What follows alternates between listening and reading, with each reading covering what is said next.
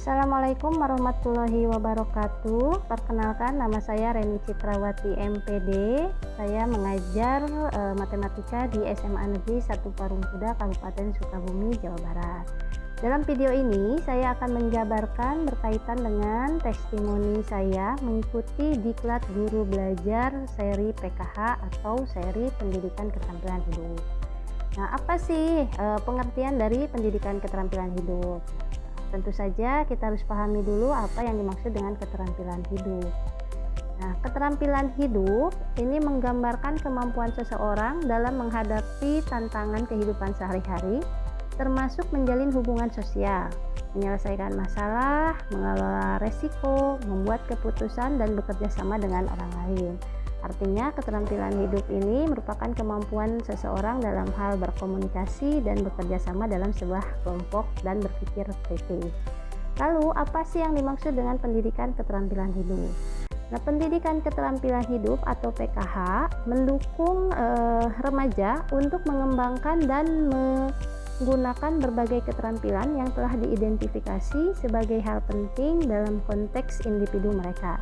PKH ini dapat diimplementasikan di satuan pendidikan melalui sebuah program khusus ataupun terintegrasi dalam program lain. Misalnya kita integrasikan ke dalam mata pelajaran.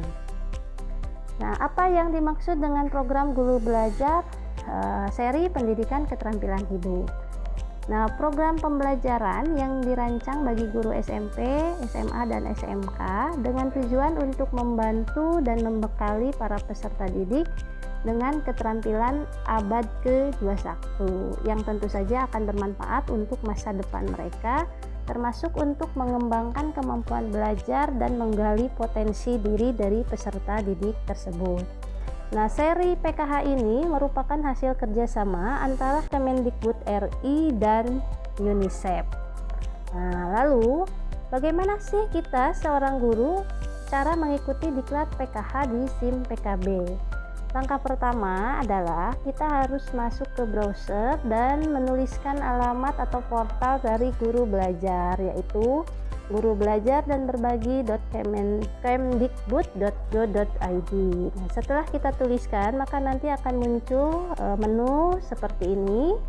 Karena kita akan belajar, maka kita klik guru belajar. Setelah itu akan muncul menu berikutnya. Dalam seri guru belajar itu akan disajikan banyak diklat, gitu ya.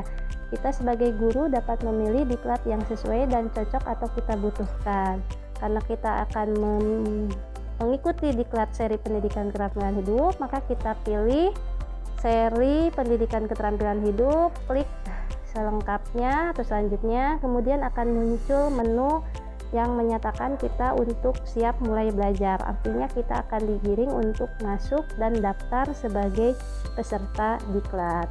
Klik mulai belajar, maka kita akan diarahkan untuk login ke SIM PKB, masukkan atau ketikkan surel atau email kita di guruku.id, selanjutnya tuliskan passwordnya, klik masuk, maka nanti kita akan masuk ke SIM PKB akun kita sendiri. Nah, di sini tinggal kita pilih pendidikan keterampilan hidup dengan klik selengkapnya. Selanjutnya nanti kita akan diarahkan untuk mengikuti program diklat pembelajaran di angkatan berapa. Jadi dijadwalkan oleh pihak Kemdikbud. Nah, selanjutnya apa sih yang kita laksanakan atau kita lakukan dalam diklat PKH ini? Ada 3 tahapan yang harus kita selesaikan. Tahapan yang pertama, kita akan melaksanakan pelatihan secara mandiri melalui LMS, yaitu dengan cara atau metode e-learning. Setelah e-learning ini kita selesaikan, berikutnya kita akan masuk ke tahapan kedua, yaitu coaching klinik, dan diakhiri dengan pengimbasan. Nah, pada e-learning ini apa yang kita lakukan? E-learning itu merupakan pelatihan yang sifatnya mandiri. E-learning ini dilaksanakan kurang lebih 14 hari, tapi tergantung dari kecepatan individu setiap peserta. Ada yang bisa menyelesaikannya kurang dari 14 hari. Nah, dalam e-learning ini ada beberapa hal yang kita lakukan, dimulai dari pretest, selanjutnya pembelajaran, ada kuis, ada latihan, dan diakhiri dengan post-test. Nah, metode yang digunakan dalam e-learning ini cukup menarik ya, karena kita belajar selain modul disajikan juga dalam bentuk video-video animasi yang membuat kita peserta sangat tertarik dan memahami materi yang disajikan. Dalam e-learning ada beberapa modul yang harus kita pahami atau kita pelajari. Modul yang pertama yaitu mengenal diri sendiri. Dalam modul ini kita akan belajar bagaimana cara mengenali identitas saya, mempresentasikan perasaan, menjalani pubertas, dan meningkatkan kepercayaan diri terhadap tubuh.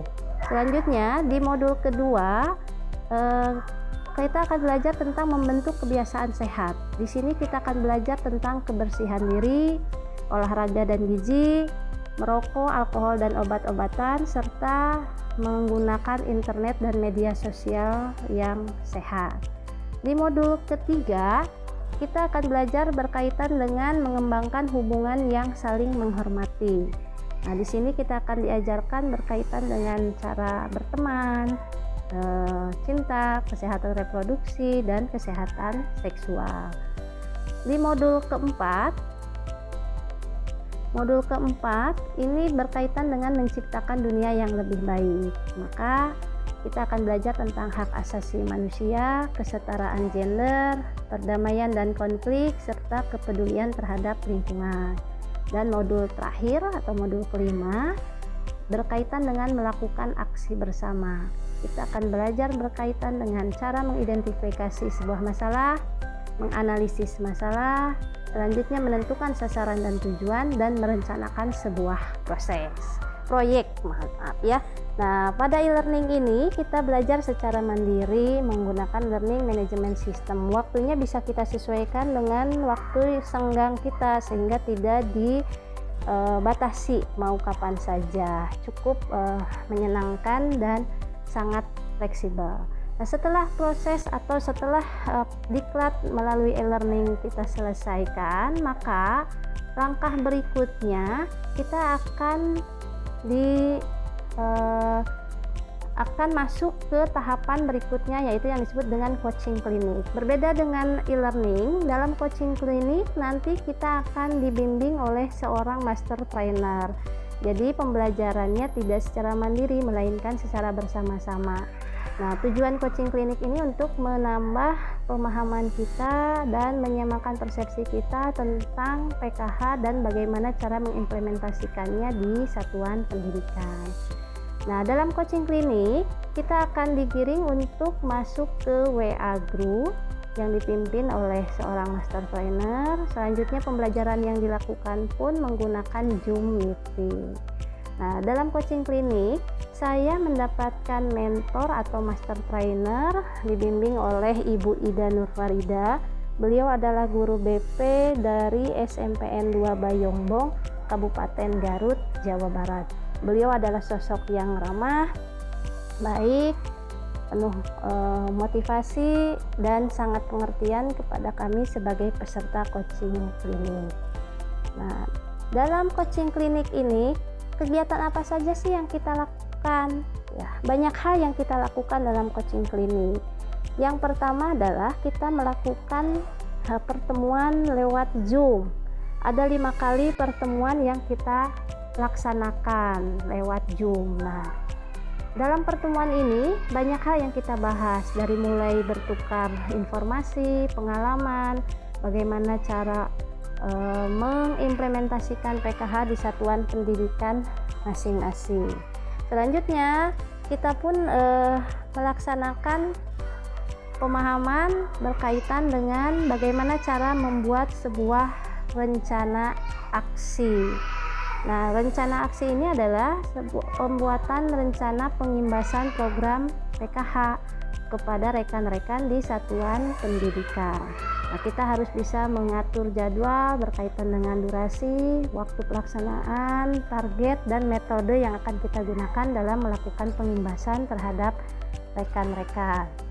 Nah, selanjutnya kita pun belajar tentang bagaimana cara menganalisis tantangan dan mencari solusi dari tantangan yang ada dalam pengimplementasian PKH di satuan pendidikan. Dengan menggunakan analisis SWOT, maka kita belajar mencari tantangan-tantangan dan mencari solusinya. Nah, yang terakhir dalam coaching klinik ini, kita diajarkan untuk membuat RPP, rencana pembelajaran, yang mengintegrasikan PKH ke dalam mata pelajaran yang diampu.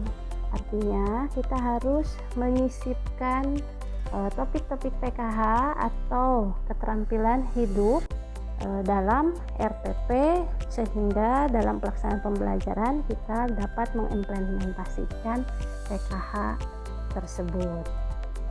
Lalu kesan apa sih yang didapatkan selama mengikuti diklat PKH ini?